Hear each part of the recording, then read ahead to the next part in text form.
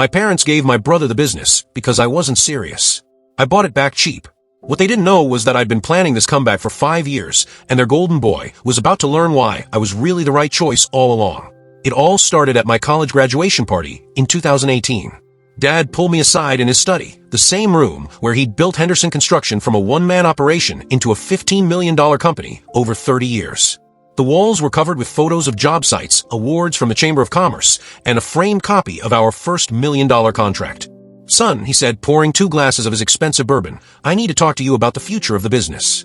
I'd been expecting this conversation my entire life. I'd worked summers at Henderson Construction since I was 14, learning everything from concrete mixing to project management. I had a business degree with a focus on construction management and had already started implementing digital systems that had increased our efficiency by 20%. But Dad's expression wasn't what I expected. He looked uncomfortable, almost apologetic. "Your brother Jake has shown real commitment to the company," he began. "He's been here full-time for 3 years now, and the crews really respect him." My stomach dropped. Jake was 2 years older than me and had started working for Dad right out of high school. While I was getting my degree, he'd been on job sites every day, learning the trade from the ground up. I respected that, but I also knew Jake had some serious problems. "Dad, Jake's a good foreman," I said carefully, "but running a business requires more than just construction skills. The industry is changing. We need digital integration, better project management systems, modern marketing." "That's exactly the problem," Dad interrupted. "You're always talking about changing things, disrupting everything we've built.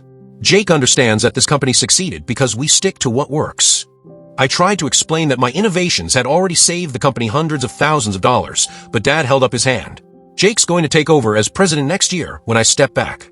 You'll have a place here, of course, but he'll be running things." That night, I lay awake staring at the ceiling, processing what had just happened. My entire life plan had been built around eventually running Henderson Construction. I'd turned down job offers from major firms in Chicago and Denver specifically to stay local and prepare for this role. The next morning, I found Jake in the company break room, grinning like he'd won the lottery. "Heard Dad talk to you," he said, not even trying to hide his satisfaction. "Don't worry, little brother.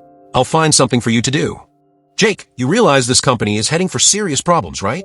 Our bidding system is 10 years behind competitors. Our project management is all paper-based. Half our clients are asking for capabilities we don't even have." Jake laughed and cracked open an energy drink. "That's your problem, John. You think everything needs to be complicated. Construction is simple. Show up, do good work, get paid. Dad built this company without computers, and I'm going to keep it that way." Over the next 6 months, I watched Jake implement his vision of keeping things simple. He canceled our subscription to the project management software I'd introduced, claiming it was too expensive at $300 per month. He stopped bidding on commercial projects that required digital documentation, focusing instead on small residential jobs that paid half as much. Meanwhile, I started quietly preparing my exit strategy. I kept detailed records of every inefficiency, every missed opportunity, every client complaint that resulted from Jake's backwards approach. I documented everything in a private folder on my personal computer, along with financial projections showing where the company was heading. The breaking point came during our annual family dinner in December 2019. Dad was praising Jake's back-to-basics approach, while Jake bragged about how much simpler things had become since he took over day-to-day operations. "We're actually more profitable per job now," Jake claimed, waving his wine glass around. "All that computer stuff John wanted was just overhead eating into margins." I pulled out my phone and showed Dad the actual numbers I'd been tracking. "Jake, we're more profitable per job because we're doing smaller jobs. But we're completing 60% fewer projects than last year. Our total revenue is down $2.3 million. "Revenue isn't everything," Jake shot back. "Dad always said it's better to do fewer jobs well than to overextend yourself." "Tell that to our employees," I said. "You've had to lay off 8 people because there isn't enough work to keep them busy." Dad looked uncomfortable, but sided with Jake. "Growing too fast is how companies fail. Your brother is being responsible." That's when I made my decision. "I'm resigning," I announced quietly. The room went silent. Mom put down her fork and stared at me. Dad's face went red. "You're what?" Dad demanded. "I'm starting my own construction company. I'll give you 2 weeks' notice." Jake started laughing. "Good luck with that, college boy. You think knowing how to use a computer makes you a contractor? You've never even run a crew." "Actually, I've been offered a partnership with Morrison and Associates in Denver. They want someone who understands both construction and business management." This was true. I'd been in talks with Morrison for months as my backup plan. They were a mid-sized firm looking to expand into our region, and they'd been impressed by the efficiency improvements I'd made at Henderson. Dad stood up, his chair scraping against the floor. "After everything I've given you, this is how you repay me? By going to work for our competitors." "Henderson Construction isn't competing with Morrison," I said calmly. "They do $50 million in commercial projects annually. You do residential additions and small renovations. You're not even in the same market anymore." I moved to Denver 2 weeks later and spent the next 3 years learning everything Morrison could teach me about large-scale construction management. I worked on hospital renovations, office complexes, and municipal projects worth more than Henderson's entire annual revenue. But I also kept tabs on what was happening back home. The reports weren't good. Jake had continued his simplification strategy, turning down any project that required modern documentation or digital coordination. Henderson Construction was slowly shrinking, surviving on repeat customers and word-of-mouth referrals, while competitors captured all the growth in the market. By 2022, I was ready to make my move. Morrison had offered me a full partnership and wanted to open a branch office in my hometown. But I had a different plan. I called my old mentor at Henderson, Tommy Rodriguez, who'd been Dad's lead foreman for 15 years. Tommy had trained me during high school summers and had always treated me like family. "John." Tommy's voice was warm but tired. "How's the big city treating you?" "Can't complain. How are things at Henderson?" There was a long pause. "Honestly, kid, not great. We're down to 12 employees. Jake's been talking about selling the company to one of those big national chains." My heart started racing. "Selling? Why?" "Money problems. We lost the Riverside Shopping Center renovation to Build Tech because we couldn't provide the digital project tracking they required. That was a $800,000 job, John. Jake said we didn't need work that complicated, but we really needed that money." I spent the next hour getting the full picture from Tommy. Henderson Construction was barely surviving on small residential projects. They'd lost their commercial insurance because they hadn't completed a project over $100,000 in 18 months. Jake had been borrowing against the company's equipment to make payroll. "The worst part," Tommy continued, "is that Jake blames everyone but himself. He says the industry has gotten too complicated, that clients have unrealistic expectations. But really, he just never learned how to adapt." After I hung up with Tommy, I spent 3 days researching Henderson Construction's financial situation. Public records showed they'd taken out a business loan against the company's assets. Their commercial credit rating had dropped significantly. Most telling of all, they'd been late on equipment payments multiple times. I flew home the next weekend under the pretense of visiting family, but my real mission was reconnaissance. I drove past Henderson's offices and saw the parking lot was nearly empty at 10 a.m. on a Tuesday. The building looked shabby, with peeling paint and weeds growing through cracks in the sidewalk. At dinner with my parents, I carefully probed about the business without seeming too interested. "How's Jake handling things?" I asked casually. Dad's jaw tightened. "Fine. Every business has challenges. I heard Build Tech got the Riverside project. That's a big one." "Jake made the right call turning that down," Dad said defensively. "Too much risk, too many complications." But I could see the worry in his eyes. Mom kept glancing at him like she wanted to say something, but didn't dare. After dinner, I stopped by Henderson's office. Jake's truck was still there, and I could see lights on in the back office. I knocked on the door, and Jake answered looking exhausted and stressed. "John, what are you doing here?" "Just visiting family. Thought I'd stop by and see the old place." Jake reluctantly let me in, and I could immediately see how bad things had gotten. The office was cluttered with unpaid bills and past due notices. The computers were the same ancient models I tried to upgrade 5 years earlier. "How's business?" I asked, looking around at the chaos. "It's fine," Jake said quickly, but his voice lacked conviction. "Just some temporary cash flow issues. Construction is cyclical, you know." I nodded sympathetically. Morrison goes through the same thing. Sometimes you have to make tough decisions to keep the doors open. "Yeah, well, I'm handling it." But clearly he wasn't. I could see unpaid invoices stacked on his desk, some marked with red final notice stamps. A letter from their bank was partially visible, with words like default and foreclosure clearly readable. I flew back to Denver and immediately started making phone calls. First, I contacted Henderson's bank to inquire about purchasing the company's debt. As a former employee with inside knowledge, I was able to demonstrate exactly why the loans were unlikely to be repaid. The bank was surprisingly receptive. They'd been trying to work with Jake for months, but his refusal to modernize or adapt had made it clear that Henderson Construction was heading for bankruptcy. They were facing the prospect of repossessing construction equipment and real estate in a specialized market where finding buyers would be difficult. "If you're serious about acquiring this debt," the loan officer told me, "we'd be willing to discuss a significant discount. Frankly, we just want to minimize our losses at this point." I spent the next 2 months putting together an acquisition plan. Morrison agreed to back my purchase in exchange for Henderson becoming their regional subsidiary. We could offer Henderson's remaining clients better service while gaining an established local presence. The final piece fell into place when Tommy called me in March 2023. John, I don't know what to do. Jake hasn't paid anyone in 3 weeks. Half the crew has already found other jobs. He keeps saying he's working on a solution, but I think we're going under. What would you think if someone else bought the company? I asked carefully. Honestly, it might be the only way to save what's left. But who'd want to buy a construction company with no contracts and no cash? What if that someone was me? Tommy was quiet for a long moment. You'd come back? After the way your family treated you. This isn't about family, Tommy. It's about the company Dad built and the people who still work there. Henderson Construction deserves better than what Jake's done to it. The next day, I called the bank and made my offer. For $180,000, I would purchase Henderson Construction's entire debt portfolio, including the business loan, equipment financing, and commercial mortgage. The bank accepted immediately. Jake found out about the sale on a Thursday morning when the bank's representatives showed up at Henderson's office with foreclosure papers and my purchase agreement. According to Tommy, who witnessed the whole thing, Jake's reaction was exactly what I expected. This is impossible, Jake kept saying, staring at the documents. John doesn't have this kind of money. The bank representative calmly explained that I was backed by Morrison and Associates and that the sale was completely legal. Henderson Construction now belonged to me, along with all its assets and debts. Jake called me that afternoon, screaming so loudly I had to hold the phone away from my ear. You snake. You planned this whole thing. Actually, Jake, I didn't plan anything.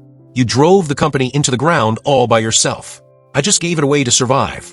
Dad's going to disown you for this. Dad's going to be relieved that his life's work isn't disappearing completely. And the 12 people still working there get to keep their jobs. You can't just take over my company. It's not your company anymore, I said calmly. It's mine. I bought it fair and square. Jake hung up on me, but called back an hour later with a different approach. Look, John, we're family. Maybe we can work something out. I could stay on as project manager, help you transition. Jake, you've lost $8 million in revenue over 4 years. You've laid off 60% of the workforce. Why would I want your help transitioning to success? I drove home that weekend to deal with the family fallout. As expected, Dad was furious, and Mom was caught in the middle, trying to make peace while clearly not understanding what had happened. You destroyed your own brother, Dad accused me over dinner. Everything I built, you took away from him. Dad, Jake destroyed what you built. I saved it. I pulled out financial statements showing Henderson's decline under Jake's management versus projections for recovery under Morrison's backing. In 4 years, Jake took a $15 million company and turned it into a $3 million company drowning in debt. He fired skilled workers and turned down profitable contracts because he was too stubborn to adapt. The construction business isn't about computers and spreadsheets, Dad insisted. It's about relationships and quality work. You're right, I agreed. And Jake damaged relationships with clients who needed modern project management. He hurt quality by refusing to invest in better tools and training. He prioritized his ego over the company's success. Mom finally spoke up. Your father is proud, John. He doesn't want to admit that maybe Jake wasn't ready. I'm not asking him to admit anything, Mom. I'm asking him to look at the results. Over the next 3 months, I commuted between Denver and home, rebuilding Henderson Construction from the ground up. The first step was bringing back the employees Jake had laid off. Tommy was promoted to operations manager, and I hired 2 young project managers fresh out of college. We invested in modern project management software, upgraded all the office equipment, and obtained new commercial insurance. Most importantly, we started bidding on the types of projects Henderson used to excel at before Jake's simplification strategy. The turnaround was faster than I expected. Our first major contract was the Riverside Shopping Center renovation that Jake had turned down. Build Tech had actually done poor work on the initial phase, and the client was looking for a replacement contractor. Henderson's reputation for quality work, combined with our new digital capabilities, won us the job. Within 6 months, Henderson Construction was profitable again. We completed the Riverside project ahead of schedule and under budget, leading to 3 more commercial contracts worth a combined $2.1 million. Tommy called me one evening with news that made everything worthwhile. John, you know what the best part is? We just hired back everyone Jake laid off, plus 4 more people. And we're paying them better than before because we can afford to. The real vindication came a year later at the annual Chamber of Commerce Awards dinner. Henderson Construction won Comeback Business of the Year, and I was asked to speak about the company's recovery. As I stood at the podium, I could see my parents in the audience. Dad looked uncomfortable, but he was there. Mom was beaming with pride. Jake was nowhere to be seen. Henderson Construction's story isn't unique, I began. It's about what happens when a business forgets to evolve with its industry. but it's also about the power of good people and solid foundations. I looked directly at Dad. My father built something amazing over 30 years. Strong relationships, quality work, and a reputation for integrity. Those things don't disappear just because management makes mistakes. They wait for someone who knows how to nurture them properly. After my speech, Dad approached me at the reception. He looked older than I remembered, and his usual confidence was replaced by something that might have been humility. "Son," he said quietly, "I owe you an apology." "Dad." "No, let me finish. I was wrong about Jake. I was wrong about you. I let sentiment cloud my judgment about what the business needed." We stood there in awkward silence for a moment before he continued. "Jake called me last week. He's working as a foreman for a company in Phoenix. He says the work is good, but he's not management material. He finally admitted that. He's a good construction worker, Dad. Always was. He just wasn't ready to run a business. And you were. Even 5 years ago, you were ready, and I couldn't see it." Dad extended his hand, and I shook it. It felt like closing a chapter that had been painful for both of us. "What happened to Jake?" I asked. "He's doing okay, actually. Turns out he's happier as a foreman than he ever was trying to run things. He's got a crew that respects him, and he doesn't have to worry about payroll or client relations." 6 months later, Jake called me directly for the first time since the acquisition. "John, I need to say something." I braced myself for another angry confrontation, but his tone was different. "I screwed up. I let pride and jealousy mess with my head, and I nearly destroyed everything Dad built." "Jake, let me finish. You saved the company, and you saved my reputation too. If Henderson had gone bankrupt under my management, I never would have found another job in construction. But because you turned it around, people remember the company as successful, not as the failure I made it." We talked for an hour, really talked, for the first time in years. Jake admitted he'd been intimidated by my education and business knowledge, so he'd overcompensated by rejecting anything that seemed too sophisticated or modern. "I thought if I could prove that the old ways were better, it would show that I belonged in charge," he said. "But all I proved was that I was stubborn and scared." Today, Henderson Construction is thriving. We're a $12 million company again, with plans to reach $20 million within 3 years. We employ 47 people, and have contracts lined up through the end of next year. Jake visits when he's in town, and we have a better relationship now than we ever did growing up. He's proud of what I've accomplished, and I respect the work he's doing in Phoenix. We both learned that success isn't about proving you're better than someone else. It's about finding where you belong and doing that job well. Dad still stops by the office occasionally, usually when he wants to brag to someone about his son, the businessman. He likes to tell visitors about the comeback, though he conveniently leaves out the part where he initially chose the wrong son to run things. Mom keeps newspaper clippings about the company's success in a scrapbook right next to my college graduation photos. She always believed I'd find my way back to the family business. She just didn't expect it would involve buying it from a bank. The most satisfying part isn't the financial success or even the family reconciliation. It's walking through our current job sites and seeing crews using modern equipment and efficient processes to build things that will last for decades. It's knowing that the name Henderson Construction still means quality work and fair dealing, just like Dad intended when he started the company 30 years ago. Sometimes I think about what would have happened if Dad had chosen me initially instead of Jake. We probably would have grown steadily and avoided the near collapse entirely. But we also wouldn't have learned the hard lessons about family business and the difference between being right and being wise. Jake got a second chance to find his place in the world. Dad got to see his company not just survive, but thrive under the next generation's leadership. And I got something I never expected, the satisfaction of saving what my family had built, even after they tried to exclude me from it. The business world is full of stories about nepotism and family dysfunction destroying successful companies.